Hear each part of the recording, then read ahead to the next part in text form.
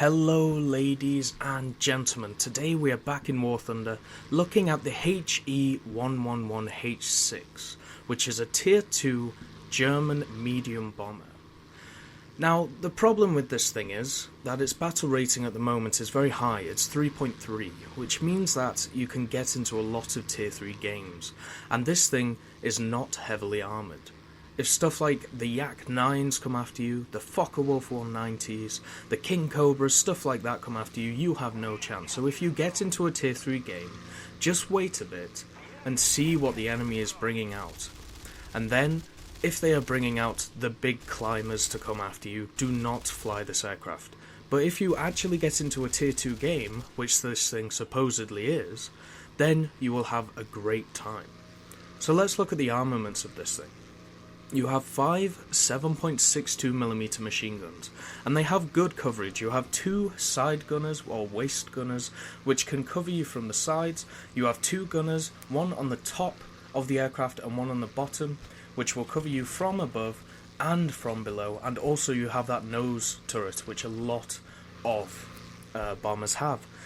The only problem with it, they are only 7.62mm, and each turret only has one of them. So basically you are firing tickle cannons at the enemy, which is a bit of a problem, but at Tier 2, they're still effective as long as you have good accuracy on your gunners. Now let's look at the bomb loads. So you can either have 32 50 kilo bombs, 8 250 kilo bombs, 2,000 kilo bombs, or 2,000 kilos and a 1 250 kilo bomb, or 2 936 kilo torpedoes. So this thing has a great range of bomb loads.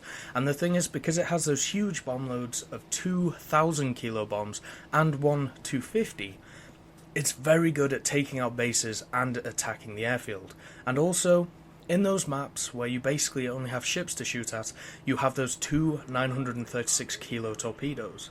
And because this thing can pick up a decent amount of speed in a dive, those torpedoes are great when firing against ships. As I said before though, this thing can get torn apart quite quickly. It has quite a weak tail, so going after destroyers and stuff like that isn't always the best option, because those flat cannons will absolutely tear you up. Now, I talked about the battle rating before, but its rewards, it's 150% at the moment, which is absolutely great, which means that you can make a lot of lines and a lot of research points off this place, because it has a plus 30% on research points as well. But the battle rating is a real problem. If you actually compare it to its brother, the HE-111 H-3, one of the best planes, or best bombers in my opinion, in War Thunder at its rank, the HE-111 H-3 only has a battle rating of 2.0, which means that at most you will get into Tier 2 games. It is a Tier 2 bomber, but you will also get into a lot of Tier 1 games. The thing that the HE-111 H-6 wins over the H-3 is that of its bomb loads. The H-3 can only go up to 8 250 kilo bombs, which is still very good, but it doesn't pack the same punch as those 2,000 kilo bombs. Both planes, though, they have exactly the same stats. The only difference, and I mean exactly the same, the only difference is that the H-3 has 1 mile per hour more on its max speed, so it's actually faster than the H-6. And also with the H-6, because you have a larger bomb load, it will go slower if you use those. But apart from that, they have exactly the same stats, which is very weird for me. Exactly the same turn time, exactly the same rate of climb, everything like that. But with the H-6, in those higher tier games such as Tier 3, you can do a lot of damage with those big bombs. Now the problem with those big bomb loads is that your rate of climb really suffers. So once you spawn in this game, you will not be able to climb very high with those large bomb loads. So if you want to get high, use those lower ones, definitely. Because you have those 32 50 kilo bombs, you can actually go after ground targets effectively. You can basically carpet bomb, which is brilliant in this game. With the 8 250s, you can take out pillboxes, you can take out artillery very well. With the 2,000 kilo bombs, You can take out bases, you can take out airfields, and just to pack an extra punch, the two 1,000 kilo bombs and one 250 kilo bombs can also take out a lot of airfields. But be careful of the torpedoes. It's kind of like the Wellington. Even though the Wellingtons can carry 2 torpedoes, does not mean it is good at taking out ships. Yes, you have those 2 torpedoes where most medium bombers can only carry 1, but just be careful, because this thing, even though it picks up a lot of speed in the dive, it's flimsy. And when you get into those tier 3 games, when you have the Fokker Wolves, the BF-109s, the Yak 9s, the King Cobras, all these things after you, you are not going to do great in this thing. It is kind of as simple as that. So, it's very weird to recommend this plane. I would obviously really recommend it because it has a great bomb load. Once you unlock those higher bomb loads, you are going to do great in this. And because it has that great 150% on it, it means you can make a lot of Lions on it. But it struggles when you use those high bomb loads. Its rate of climb suffers, its turn time suffers, its max speed, it's basically non-existent. But I suppose when you compare it to something like the Mitchell and the Wellington, it's harder to hit. The way the plane is actually designed, it has a very large tail, so the tail can soak up a lot of shots. Your gunners will not get knocked unconscious that much, as long as you're not coming up against people who know how to shoot you. A lot of people will just blaze into the back of your tail, and maybe the gunners can save you. Your wings are pretty sturdy. Your engines are actually very well covered by the wings, which is actually not a very common thing at Tier 2 and Tier 3 with bombers. But because it only has those 2 engines, if you are using a heavy bomb load and one of your engines gets taken out, you are going to drop like a pancake. This thing struggles on one engine if you're using those high bomb loads. And because the gunners only have one 7.62mm each, it's very hard to take out enemy planes. Like now I have a BF-109E1, I believe, coming after me.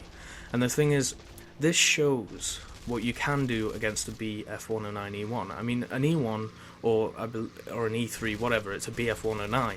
Even though the E1 has less guns, you have to dive in this thing. Because the thing is, if a Boomers fighter gets behind you and starts tearing you up, you cannot stop it with those gunners, even if you directly control them. Yes, you might get a crit on the engine or the oil tank or something like that. You might get lucky. But the thing is, it's not like something like the A-20 Havoc or the Mitchell or even the Wellington Mark III with the quad turret on the back. You can't lay tons of shots into the thing. You can only have those, at most, 2 7.62mm firing at it, and most of the time only one of them. Now, even though they have good coverage, which is very good coverage, and as you can see, even the side gunners are wailing away now, which doesn't actually happen a lot, they are firing tickle cannons, so just take that in mind. But as long as you have stuff which isn't huge cannons firing at you, you will do well in this thing. Because it's okay sturdy. I mean, against destroyers, you're going to have a tough time, because this thing doesn't pick up tons of speed, and it's still a medium bomber, so it still has quite a large surface area that can be shot at. But as I said, the wings are very sturdy. The tail is a problem in this plane that I found. The fuselage is okay, it doesn't snap in half that much. But another problem is at the front of the plane, just like the H-3, the pilot is very exposed in that glass container where that turret guy is as well, so it is quite easy to knock the guy unconscious, but a lot of people will approach you from behind, so it won't be that much of a problem.